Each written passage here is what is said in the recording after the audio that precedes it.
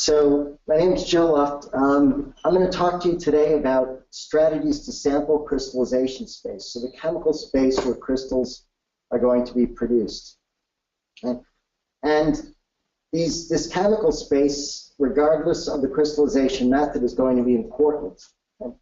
So if you imagine setting up your protein against just water, the likelihood of getting crystals, unless you happen to have a protein that is very sensitive to low ionic strength, is pretty low. So typically we're adding some kind of chemical to the protein to get it to come out of solution. And I'm going to refer to these as crystallization cocktails. And oftentimes there'll be three components to these crystallization cocktails. You'll have a buffer that's there to control the pH of the solution. It controls the pH, but it can also have a chemical type component because different chemical buffers, even at the same pH, can have dramatically different results on the outcome of the crystallization experiment, where some will produce crystals and some will not. We'll have something that we'll refer to as a crystallization agent, a precipitating agent. Oftentimes these are polymers. They can be salts. And even pH itself can act as a precipitating agent to drive a protein out of solution. And we're also going to have something called chemical additives. Now, the chemical additives are there. They can act as either freezers or glues. So you've got a conformationally flexible protein molecule. Sometimes these additives, such as cofactors, inhibitors, can bind to the protein and tighten it up, make the structure more conformationally rigid so that it will actually be more likely to crystallize. Other times you can have small molecules, these additives that will act like glues to promote intermolecular interactions to help form crystal contacts between two protein molecules in solution. So we've got these three basic components of crystallization cocktails that are found in almost every crystallization cocktail. You can have multiple chemical additives, multiple precipitating agents present in the same cocktail. And I'm just going to briefly talk about the effect of pH on the protein molecule. So this is just an example I found online that was kind of nice, but this is a protein that actually has a PI, so a place where the net positive and negative charges on the surface of the protein are zero. Okay? And if you go above the PI to pH 11, then you have a protein molecule that's largely going to have a negative net charge on the surface. If you go below the PI of the protein, you have a positive net charge on the surface. And if you think about the effect this is going to have in solution, if you have highly charged molecules that are in solution together, they're going to tend to repel, so they're going to stay in solution. They tend to be more soluble under those conditions. If you have protein molecules where you have a mixture of positive and negative net charges on the surface, they can be attracted to one another and come out of solution. So the sort of classical statement is that proteins are least soluble at their PI. Sometimes this doesn't exactly hold true, but this cartoon just kind of gives you a sense of why that might be the case. We're going to talk just briefly about polymers as precipitating agents. So these tend to be long-chain polyethylene glycols. They range in molecular weight from around 200 to over 1 million.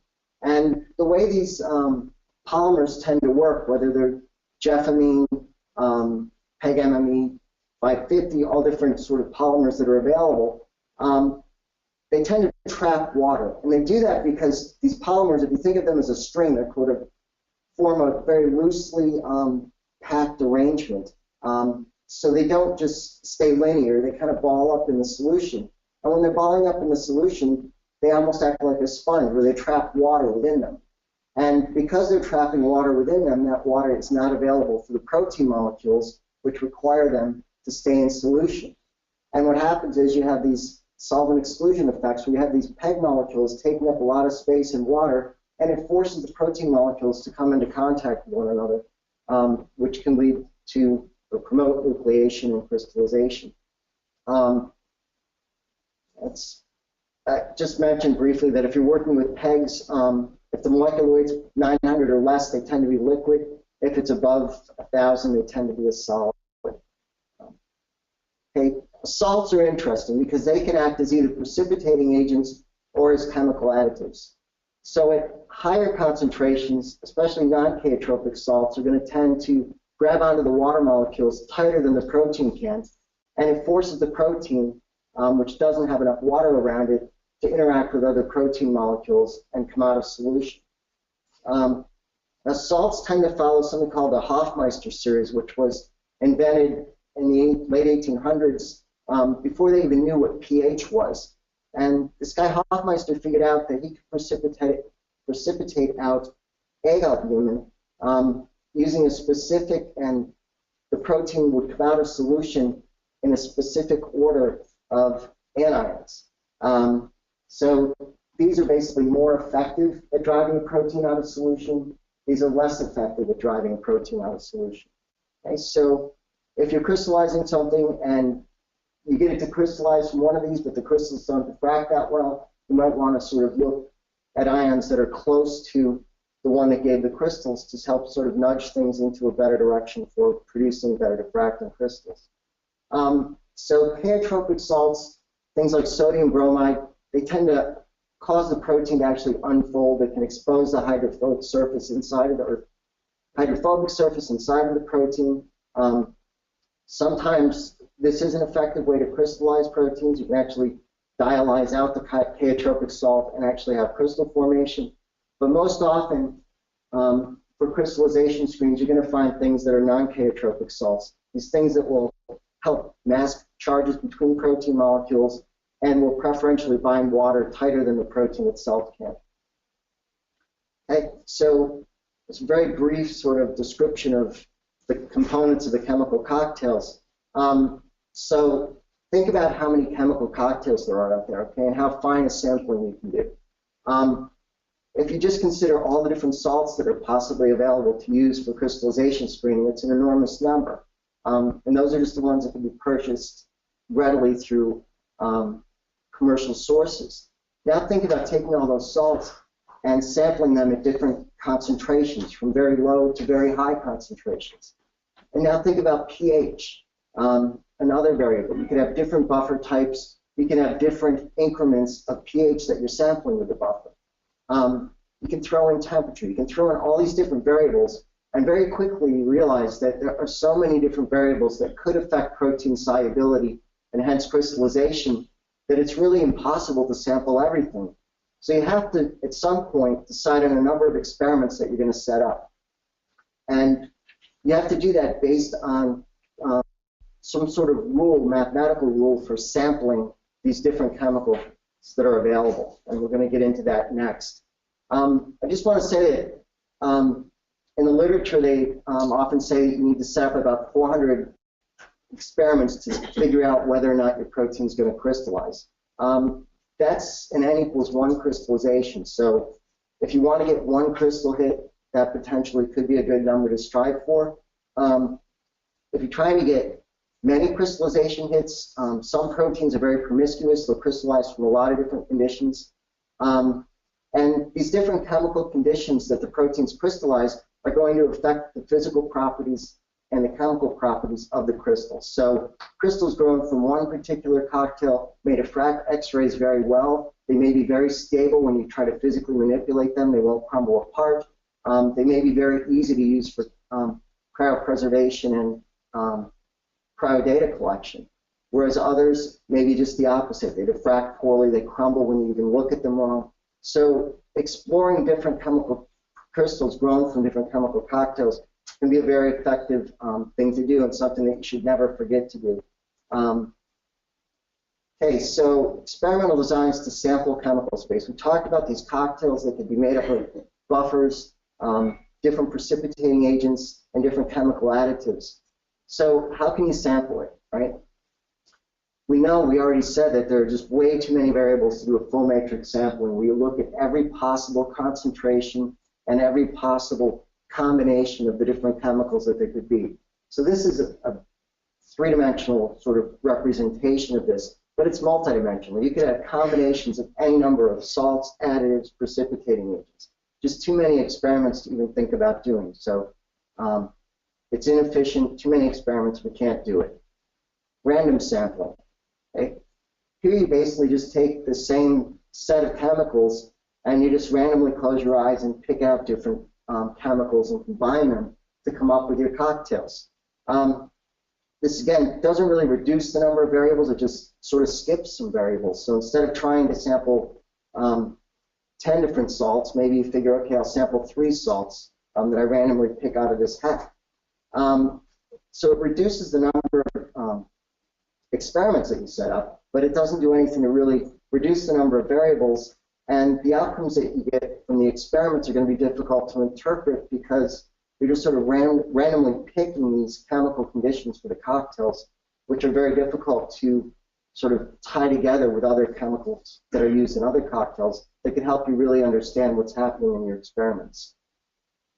Now, an incomplete factorial sampling is actually quite nice, and it just samples everything very evenly. So instead of, say you've got pH as your variable, instead of sampling hundredths of a pH unit increments from pH 3 to pH 10, maybe you sample 1 pH unit increments from pH 3 to pH 10. So you reduce the number of experiments considerably. And it's a very efficient sampling method, and it lets you get chemical information out of your experiments when you review the outcomes very easily. We'll talk about that in a bit. Sparse matrix sampling is probably the most popular sampling method. The very first crystallization screen that was developed by Yankovic and Kim used sparse matrix sampling, and it weights sampling based on what worked in the past. And I'll talk about this in a little more detail later. But basically, you go through the literature, see what crystallized other proteins, and focus a screen on those conditions. So if you notice that a lot of proteins crystallize from PEG 400, then maybe you're going to want to use PEG 400 in your screen. The problem with sparse matrix sampling is it looks under the same spotlight that everybody else looked under. So if you look in the literature, an important crystallization variable is temperature. It affects the solubility of the protein dramatically.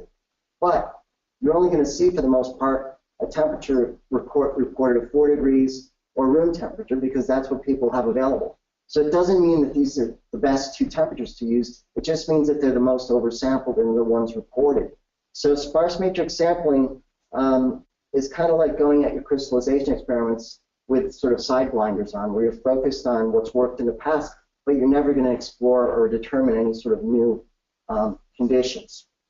And finally, just very quickly, grid screening. This is the simplest to understand of all. You're basically just going to take a couple of variables, in this case ammonium sulfate, and you can have a concentration of ammonium sulfate of, say, 0.8, 1.6, 2.4, 3.2 molar, and you're going to sample it across these different pH values. So it's a complete sort of grid sampling. It's really similar to an incomplete factorial in many respects, but it's very focused, it's very two-dimensional typically. And it's not so well suited usually for determining your initial crystallization conditions, but is very often used for optimizing your initial conditions. Now, just sort of be honest here, I'm going to spend today talking about the HWI 1536 cocktail screen. And the reason I'm going to do that is because you're here for a workshop. Hopefully you'll be taking part in other aspects of the workshop, and I think that knowing a little bit more about this screen might be valuable. And I also think it includes enough different chemical sampling and screening that it's sort of a focused place to look to understand the whole concept of cocktail selection and chemical screening.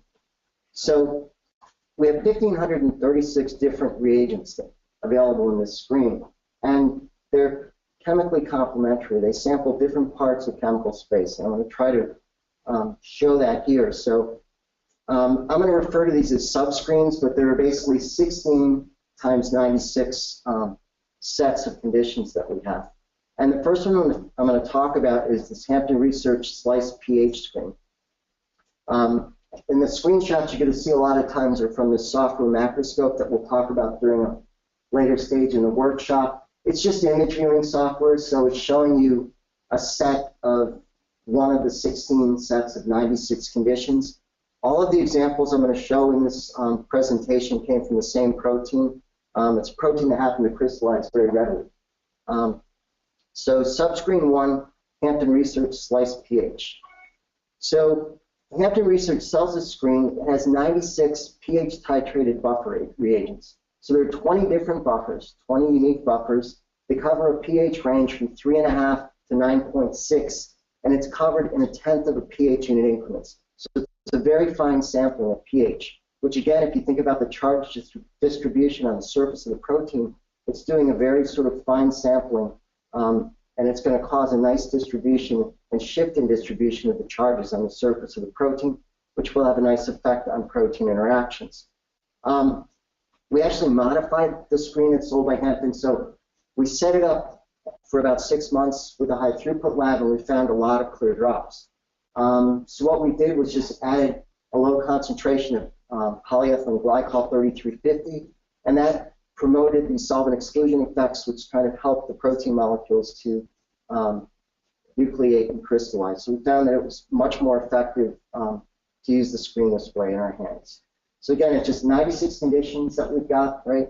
Sampling the pH.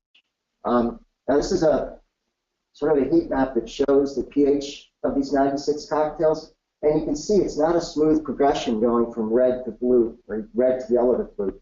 There's sort of it goes backwards every once in a while. So there's an overlap between the different types of chemical buffers that are used. So you can get information not only about the pH that's valuable for crystallizing a protein, but about the chemicals that are valuable and important for crystallizing the protein.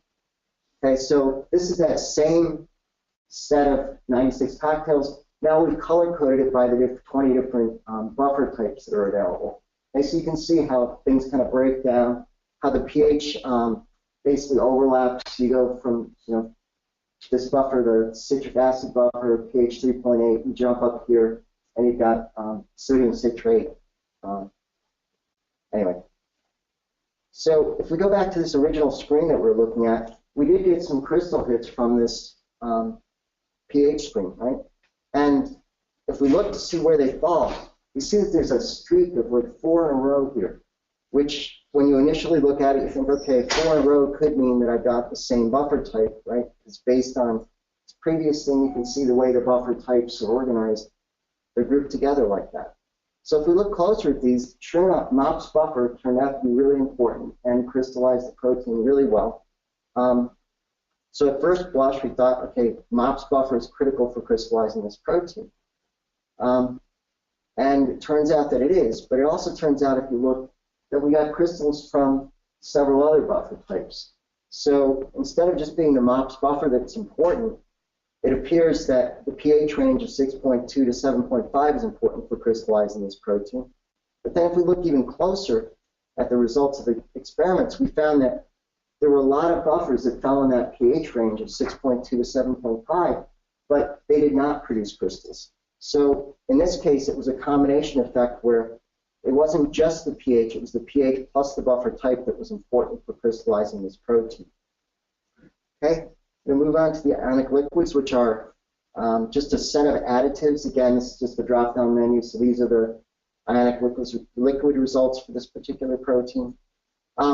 So these were found to be very effective additives for crystallization, and they're just organic salts that have a melting temperature below 100 degrees Celsius. There's nothing magical about them, although they can actually be used to propel spacecraft. So it's a little side note. But basically, there's organic cations, organic anions, right? And they are very effective as additives. They can help promote intermolecular interactions.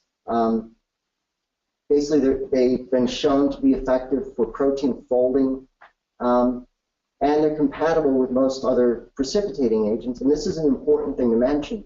When you're making up crystallization cocktails, sometimes you'll put together a particular buffer and a particular salt, and you get a beautiful crystal that's not of your protein because you're creating some kind of an insoluble precipitate or salt that's forming from the solution. So compatibility, chemical compatibility within crystallization cocktails is very important. And this is just a list of some references and the actual 24 ionic liquids that are included in the screen. So again, it's just 24 of these ionic liquids. We formulated them with PEG again because we like the solvent exclusion effects.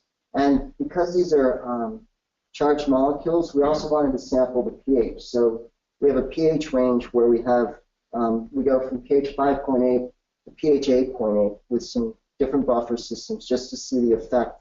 And we set up 96 of these conditions. So what we have are 96 conditions where we basically have replicate sets of the 24 ionic liquid additives, but they're set up at different pHs. Okay? And this is just the cocktail number. Again, there's PEG in there to act as a precipitating agent. And when we look at the results of the screen for this particular protein, what we notice is there's crystals everywhere. Right? So what it's telling us is that because crystals are forming in almost every drop, that there isn't anything particularly critical about the ionic liquid that's making this protein crystallize. You're getting some better crystallization results with certain ionic liquids than others. There might be a slight pH effect, but for the most part, this protein is going to crystallize from PEG in this pH range, regardless of whether you have the ionic liquid present or not. How well the crystals diffract is a whole other question. All right, subscreen 3, so page 3 of the microscope view. This one's actually got quite a bit going on, and it's a lot of it is actually based on determining the solubility of your protein sort of post-mortem after you've set it up for crystallization screening. But it's valuable information, and I'm going to break down these different sort of subsets that are in this set of 96 cocktails one at a time here. So the first subset are the Hampton Research ammonium sulfate grid screen. And again, it's that simple grid screen. There's nothing complicated about it. It just shows pH along this axis, ammonium sulfate concentration here. And these are the results from that experiment. And what you notice right away when you look at this is the higher concentrations of ammonium sulfate, the lower pH values, you tend to get these precipitates forming. Higher pH, lower concentrations of ammonium sulfate, you get clear drops. And in the middle is where the crystals are forming, okay? Which is not uncommon. And we're going to talk later on about optimizing and how this all plays into that. Solubility screen, this is just something that we put in there to sort of help us to characterize the protein a little bit after it's been set up. So one of the cocktails is just plain water. Some proteins will actually crystallize from the water cocktail because they're very sensitive to low ionic strength, and by diluting them like this, you can actually get crystals to form. But it's more important to show the stability of the protein at half concentration over a period of time. So if you look at the water drop the day after it's set up and the protein is completely aggregated, then you probably want to think about reformulating the protein with a different buffer solution to help keep it stable over a longer period of time. We also have a reducing agent, TSEP, which is sort of a long-lasting reducing agent, just to sort of discourage any random sulfhydride biome formation. We have glycerol, which again, if it keeps your protein in solution when the water doesn't, you might want to think about having a small percentage of glycerol in your protein buffer before you do crystallization screening.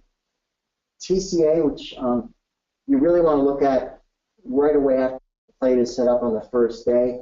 This is just supposed to show you what a fully precipitated drop will look like. So you have something to compare the rest of your experiments to. Okay? So you know that you have enough protein that actually, if it is fully precipitated, you're going to see something. Some people will send a protein sample that's, or you'll set up a sample that's so dilute that even in TCA it doesn't come out of solution. And the last two things are something called McPherson's last gasp. So if you couldn't get a protein to crystallize, you add a little bit of a volatile acid or volatile base to the drop and just leave it, and hopefully the volatile base or volatile acid would bring the protein or precipitate back into solution, and then as it sort of evaporated away from the drop, you'd see crystals forming. So this is more of a tip to the hat of Alex, I guess. Okay, sort of another valuable thing that's in this initial screen, which is, again, something maybe you'd want to do before you set up a crystallization screening experiment, but I think it's valuable to have it even afterwards. There's something called a PreCrystallization Test. Again, it's something that Hampton sells, but it was developed by Yankrit after she'd set up many of her initial sparse matrix screens. And what she figured out was that if she looked at the results of these sort of 4 cocktails, she could get a pretty good idea of where the protein concentration was with respect to crystallization, whether the protein was too concentrated or too low of a concentration to actually ever produce crystals. So these are the results from this protein. And the thing you really look for is just that you have a light granular precipitate. You don't want to see very heavy amorphous precipitate. That can indicate that your protein is not stable in the solution. If you see all clear drops, then it's very unlikely that you're going to get crystals to form in your experiments because the level of supersaturation is just too low and you have to boost the protein concentration and try again. Okay, so the big sort of screen for us, these are the HWI incomplete factorial screens from basically cocktail set 4 to cocktail set 10. And I'm going to try to explain these as best I can. Okay, so there are 688 of these incomplete factorial cocktails that use PEG, basically 5 different PEGs at 2 concentrations, 8 different buffers at different pHs, and 36 salts. So the salts are all at 100 millimolar concentration throughout all 688 of these. So we're not really sampling ionic strength at all. The PEGs is a pretty big, wide range of molecular weight here, from 400 to 20,000. And pH is standard pH 4.2 to 10, and the buffers are at 100 millimolar concentration. Okay. So this sounds okay, but it doesn't really mean a whole lot when you look at something like that. So this is an output from a program called Otto Sherlock that Eddie Snell developed a while ago. And I think it just gives a really beautiful picture of what the cocktails actually look like when you're trying to envision this combination of 688 chemicals to produce these cocktails. Okay, so first off, we've got the cation here, which is ammonium, and we've got these different anions. So we've got ammonium phosphate monobasic in these squares, we've got ammonium sulfate in these squares, so you get an idea of how the screen breaks down. Got a range of pH values with our different buffers up here. Again, so down a column, it's going to be the different pH values. Buffer type I already talked about. These are all PEG 400 in this case. So I said there were 2 different concentrations, but it's 2 concentrations per salt. These have been refined over the years. We've been setting this up for about 15 years now, and we found certain combinations just don't work. Either the salt comes out of solution, or it just was incompatible for other reasons. So some of these are 20 or 40%, or 20% or 40% PEG 400, and some of them are 40 and 80% PEG 400. It just depends on how high a PEG concentration range we could get under those particular solution conditions. Okay, should have mentioned this sooner maybe, but white boxes mean we didn't make a cocktail for that solution. Sometimes it's because the cocktail was just chemically incompatible with itself, so the stuff would come out of solution. And sometimes it was just part of the incomplete factorial sampling. If you see a gray box, that means that there's a chemical cocktail prepared for that box. Okay, so this is a small subset. This is 27 out of the 688 cocktails that are in the HWI incomplete factorial screen. Okay, this is how small this is compared to the entire set of 688 cocktails. This screen happens to be very effective, and if you look in the PDB, and I'm going to talk about some other screens that use PEG salts, about 60% of the hits in the PDB came from PEG with some kind of a salt additive. So it's a very effective crystallizing agent. Again, is it because it's been oversampled in the PDB, or is it because it's actually the most effective combination? We haven't analyzed the data to know that yet. Okay, so again, these are 688 out of 1,536 total cocktails in the soluble screen that I'm describing. So we'll get on to some of the other cocktails. Subscreen 11 is called PEG-RX, so it's another Hampton research screen. And it's broken down into 2 subscreens. You've got PEG-RX1, PEG-RX2, and then the HT version, which combines both, so you get 96 different cocktails. So they both cover a similar pH range here, pH 3.5 to 9. They have a very wide range of different types of polymers. So there's 16 different polymer types. There's some jeffamines, there's PEG-MMEs, and the standard pegs, and they go from peg 200 to peg 20,000. So it's sampling a much wider range and coverage of polymers than the HWI screen. The PegRx1 is actually very low ionic strength, so it could be better for, if you believe the literature, for crystallizing things that require low ionic strength, and an example of that would be protein complexes. The PegRx2 has a medium ionic strength to higher ionic strength, and it contains a lot of sort of funky additives, polyols, organics, and different salts. So again, this is an Otto Sherlock representation of it, but you can see it's a very sparse sampling of the chemical space. So with the HWI incomplete Factorial, it's a pretty fine sampling. This is a much broader sampling. It includes lower concentrations, like 2%, 3% of some of these pegs. So it's covering a very different sort of range of the peg than the HWI screen is. And it's important, I think, to point that out, because if you see PegRx, you see HWI, peg salt buffer, peg ion, you might think, well, it's all the same stuff, but it's really sampling very different things with different additives, different ranges of concentration, and different polymer types. This is just how it breaks down again with the low ionic strength and the higher ionic strength, peg 2 down here. Silver bullet screen. So a few years ago, this was a huge rage. So it's actually a really brilliant way to design a crystallization screen. So Alex McPherson and Bob Cudney worked on this for quite a while to develop it. And what they did was they identified small molecules, additives, that they saw either embedded in crystal structures of proteins or well, either involved in intramolecular interactions or intermolecular interactions for protein crystals. And they pulled most of these from the PDB. A lot of these were sort of gifts from E. coli, things that got carried along from the expression that nobody really thought to add, but they got bound in tight enough that they actually got carried through the purification steps. So they selected a bunch of these additives. And okay, so if you've got 259 additives, and you're going to set up crystallization experiments for all of those additives, even if you didn't add any buffer or you added one buffer, you got 259 experiments to set up. That's a lot of experiments, and it doesn't even include any kind of a precipitating agent yet. So what they did was they sort of realized to do this practically, if they wanted to look at a lot of different additives, they could actually combine multiple additives into a single cocktail. And this is a lot more difficult than it sounds, because when you start combining these different chemical additives, you might add 4 of them, and then when you add the 5th, everything crashes out of solution.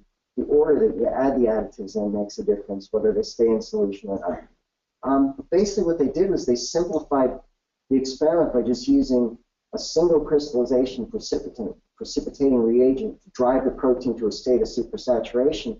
And they made these additives up so that a single cocktail, and this is an example of one of those cocktails, it would have a buffer to help sort of keep the pH stable, but it would be made up of a range of different small molecule additives. Right?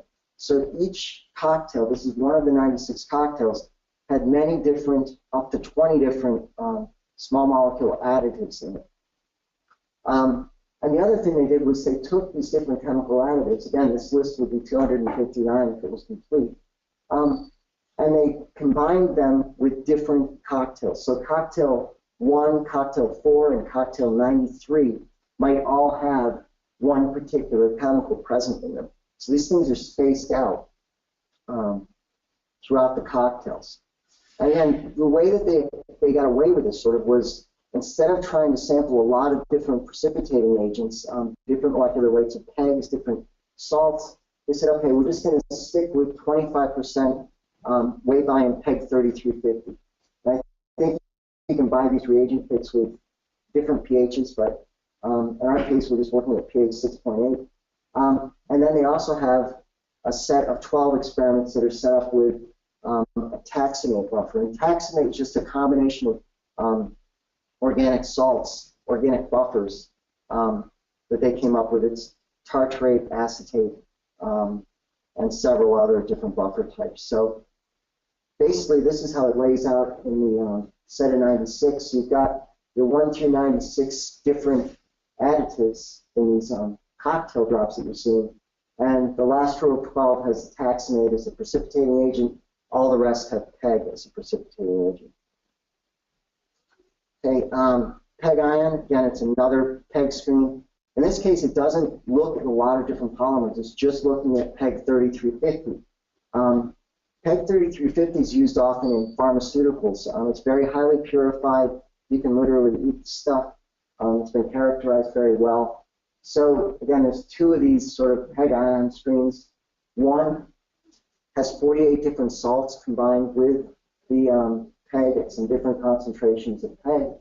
And the second one has a lot of different additives thrown in with it, including a citrate bistrous propane buffer, which is sort of a combination buffer that can cover a wide range of pH values. Okay? And this just gives you an idea of the sort of sampling that's used. So if you think about the HWI screen that had that incomplete factorial that was sort of evenly spaced, the kind of screening that they're doing here, the kind of sampling that they're doing, is very different. It's very focused, but it's also much more limited in scope. It's not sort of sampling a broad range of things, but it's sampling a different range of variables, very specific range of variables that were found to be effective for crystallization. We've only got a couple more to do here and running out of time. So the next one is this is the sparse matrix screen, and this is the very first crystallization screen ever developed. It was developed by Yankovic and Kim back in 1991, and this was a real critical moment in protein crystallization, and I think protein crystallography in general. Before this time, you'd get your protein, you purify it from some organ, and you'd sit there and you try to characterize it with a different set of cocktails that you make up on your own. You might see how it performs with different dilutions of ammonium sulfate, different pH values. You might do it at room temperature and sit in a cold room shivering and try to figure out how the protein responded, how it precipitated or stayed in solution. What these guys did was just groundbreaking, because they came out, they looked at the literature, and they came up with a set of 50 solutions, 50 cocktails, that they said would crystallize just about anything they tried. They set up 15 proteins, and these weren't all lysosome. They were actual projects, and they got all 15 of them to crystallize from at least one of the conditions in that kit. And so it was a remarkable kind of an accomplishment. And if you think about it, what's really remarkable to me is, the published work was in 1991, so you figure they're using data from 1990. There were fewer than 500 protein structures in the PDB at that point. So the chemicals that they selected, that they were able to identify from the literature, came from a very limited subset of protein crystallization conditions when you think about what's available today with over 100,000 structures in the PDB. And yet, this is still one of the most effective and one of the most widely utilized crystallization screens available. So I just think it's a really remarkable achievement. Okay, two more. The index screen. So the index screen is designed to really sort of point you and guide you toward a particular class of precipitating agents to use for your protein. So if you're going to set up one screen, people would probably argue that the index screen is a good one to set up, because it does sample salts, it does sample different polymers, it has high and low ranges of ionic strength. So it's a nice sort of a very, very sparse sampling of crystallization space. Okay, and finally, I'm just going to talk about the Salt RX screen. So this is, again, very different from anything else in the 1536 because it doesn't have any polymers present. It just has 22 different salts going in a pH range from 3 pH values, basically. So there's not a lot of pH sampling going on here. Right? You've got pH 4, pH 7, pH 8.5 to go down these columns. But what it does look at is higher ionic strength. So these are all using salt as the chief precipitating agent to drive the protein out of solution, which is very different from the other screens that we have. Okay, this is just success from a little bit older now, 2013, but these are 328 samples that came in into the lab that were screened with this 1536 soluble screen that I was just talking about. And 44% of those, 144 out of the 328, produced crystals. And what's really interesting, if you look, this is just showing the number of crystal hits for the samples that did crystallize. And about 15% of them only produced one crystal hit out of the entire set of 1,536 conditions. Okay? That's pretty remarkable because there's a lot of similarity between some of those cocktails. They're based on an incomplete factorial. Some of those conditions are very chemically close, but you're only getting one crystal hit out of the screen.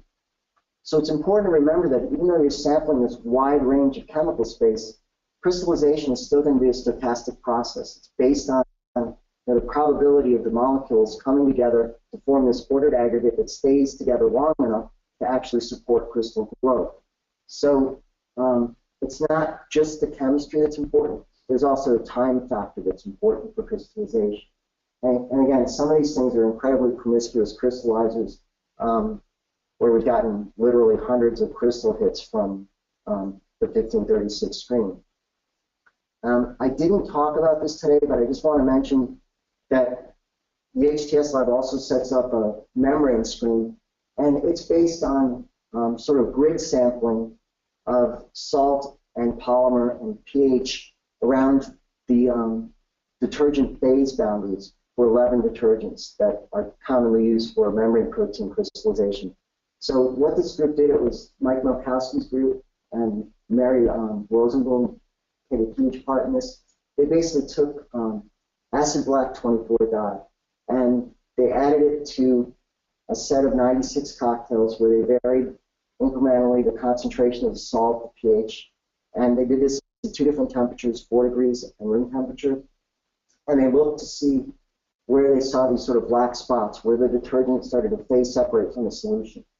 They did this, they set up over 350,000 experiments, and they came up with sort of a design where they could grid around these boundaries where it was just close to where the detergent was going to phase separate out but not past it. Because once the detergent phase separates from solution, the membrane protein is basically dead. Right? So they identified anyway a set of 1,536 conditions that was suitable for setting up membrane proteins. And that's it. I think I'm on time. So, thanks for your attention.